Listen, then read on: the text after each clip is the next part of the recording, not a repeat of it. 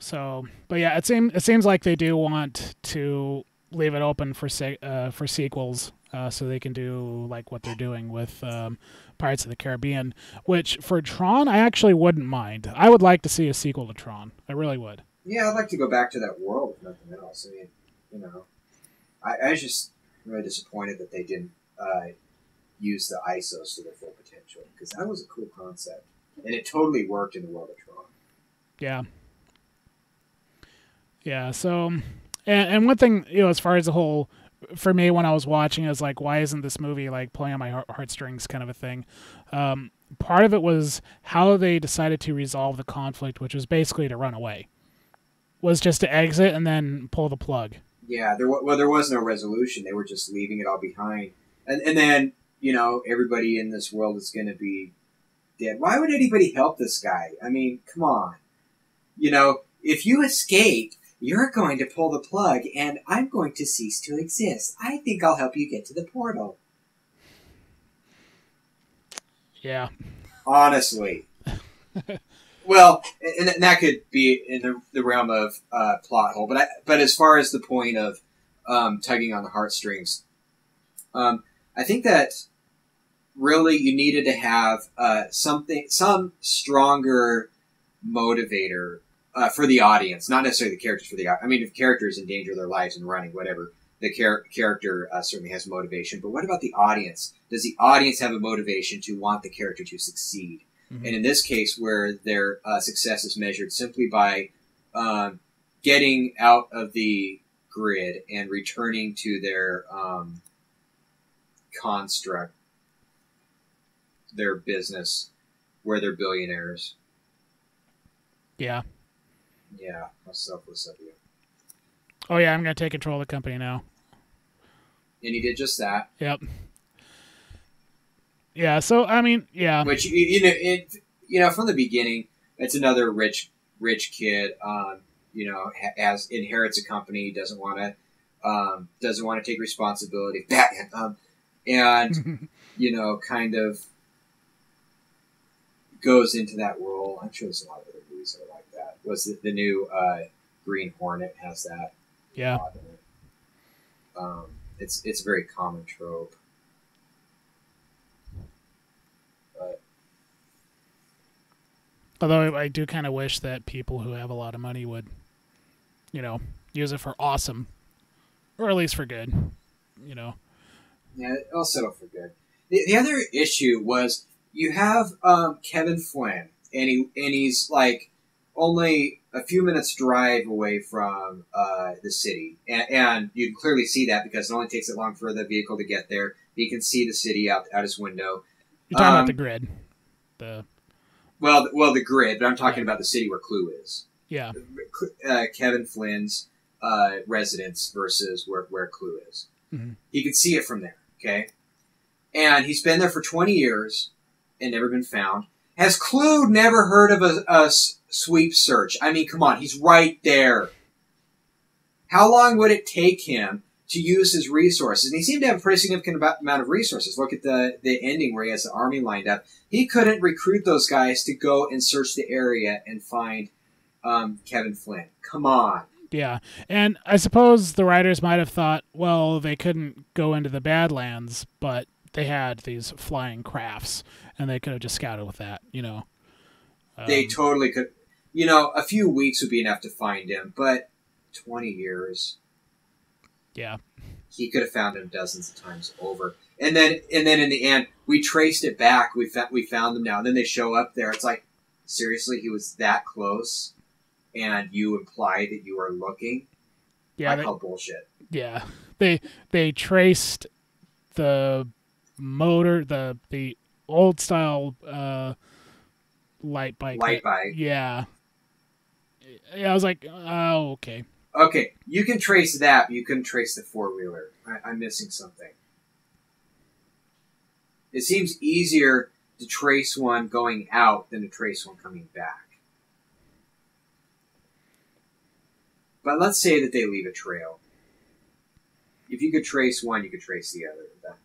Anyway. Yeah. But it's like I said earlier. I mean, I'm kind of a geek, and I write stories. I noticed these plot holes. I don't think that, and it didn't really take away from my enjoyment of the movie. I did thoroughly enjoy it, and other audiences did too. Most people probably won't even notice all these things. Mm-hmm. So, now as for me in my stories, I want to have none of these if I can help it. I don't know if it's possible to have zero, but if it is possible, I want to achieve it. Yeah, we could try. I mean, but, yeah, it was kind of like... Give me 0 plot holes or give me death. Yeah. Well, I was thinking of... I think it was actually a few days ago. I sent you a message about something that I realized while I was taking a shower. I was thinking about... because I was watching like the history of Pixar and how they brought 2D animation back and they had Princess and the Frog. And I was just thinking about the magic system and that and how simple it was, which was, okay, you have this curse. If you kiss a princess, then you can then you can become human again. But if you don't kiss a princess, the person you kiss also becomes a frog. You kiss a non-princess. A non-princess. What would happen if you kissed a prince? That would, wow. Yeah, they didn't really go into that in a Disney movie. But yeah, so I mean that's how Tanya became a frog. At the end of the movie, when he kissed Charlotte, why didn't she become a frog? She wasn't a princess anymore because the spell didn't work.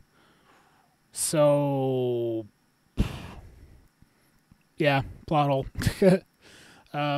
Although to be fair, I was thinking, and it was because it was like a year later, and I just barely realized that, you know. Don't ruin my childhood, or I guess our adulthood. Adulthood. Yeah. Hey, I was a child at heart when I watched that movie, and you ruined my child at hearthood by pointing out that problem. Yeah. Although I but at the same time, I can't think how the story would have worked out if there was now 3 frogs. I mean, how would that resolved? You know, but the way they did resolve it, and that actually would have been pretty amusing. But if the 2 kissed and it broke the spell for all 3, yeah, yeah. So, but anyway, but I said it when I saw that movie at first, and I still think this. That ending where she marries him, then she becomes a princess, and then it breaks the spell. I thought that was clever. Yeah, that was really good. I liked that. So, yeah, and that was so good that pretty much everything else. Well, I guess I just didn't even realize it, but even now that I know about that one plot hole, I can still overlook that because the ending was just so well thought out. And you know what? That's another one of those plot holes that you got to give a little. You have. I remember seeing a interview of someone on Monsters Inc. and they said that if they had the lights flicker every time she giggled, then it would be so distracting. Yeah. And so they thought of it, they addressed the issue, and they said, no, we just can't do it. We'll just, we'll do it at key moments where we need to emphasize the issue, but then not do it the rest of the movie because it's just going to take away. It's not going to have anything. Yeah. And I think that this whole thing with Charlotte, this is probably one of those issues. You really, it would be a little too much to have. You'd have another conflict to resolve if they turned her into a frog. But at the same time, it would be in character for her to do that for them. Yeah. So I guess the takeaway from what could have been done, like if we were the writers for this movie, and what would we have done differently? We would have gone further with the ISOs. I love that concept. Yeah. Yeah. The Adam, I think he said make the genocide an ongoing thing. So it's not like, so the genocide's still happening. Yeah, and which would be nice because then there would have been less exposition. And I think that the genocide could. I mean, who knows what their lifespan is? Because the computer system's not that old, so obviously they're not. They don't have lifespan like we do. If they're a living thing, then I'm assuming they're capable of reproduction, which means that they are likely to.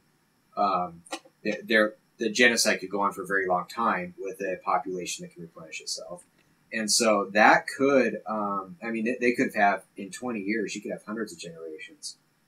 And many of them may not even know who the creator is or have given up hope or think he's a myth. Mm-hmm.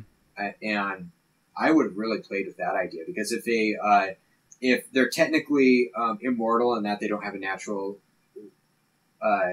life or aging process, but they do reproduce because they're a living thing. You could potentially have hundreds of them go by, and then you could still have the one from the original generation that was there this whole time watching this, hoping that things would get better. Yeah. And that could be a very complex character. So I would have really expanded that concept. I think that would have been, really an amazing direction for that story. Yeah. I don't know why, but when the ISOs first popped up, I was thinking about John Conway's Game of Life. For some reason. What? It's weird. I thought of that too. I guess we're both nerds. Yeah. Where? Maybe I should get my little glasses with the tape in the middle. Hey, don't diss my glasses, man. Do you have tape in the middle of your glasses? No. What are you waiting for? Get some tape. Go get you some masking tape. Yeah, I got some tape right here. Make sure it's brightly colored. The thing I don't like about this tape is you can never find 60s orange, man. 60s orange, like right there in the middle of your glasses. Do they make 60 orange color tape? Electrical tape, they do. Oh yeah. Oh yeah, they have electrical tape in all the colors in the rainbow, and then some. I want to see electrical tape that is outside of the color spectrum. Infrared. Ultraviolet. Dude, we should totally get a patent on infrared tape. Yeah. Have you ever? I don't know if you've ever played Paranoia. It's kind of like a role playing game where you have color coded items, which is like security clearance, and they do have ultraviolet and infrared colored items. Weird. Yeah. Fun game, by the way. If you guys ever get a chance to play it, it's awesome. Screw your friends. Great idea for a game. Abuse the DM. Get perversion points. Also a very good idea for a game. Oh, Paranoia is so awesome. Alright, so that about wraps it up. I think... have a happy Christmas Eve. And enjoy Christmas tomorrow. I guess we'll see you all next week. At some point, I need to watch Tangled. Adam has seen it, but I haven't.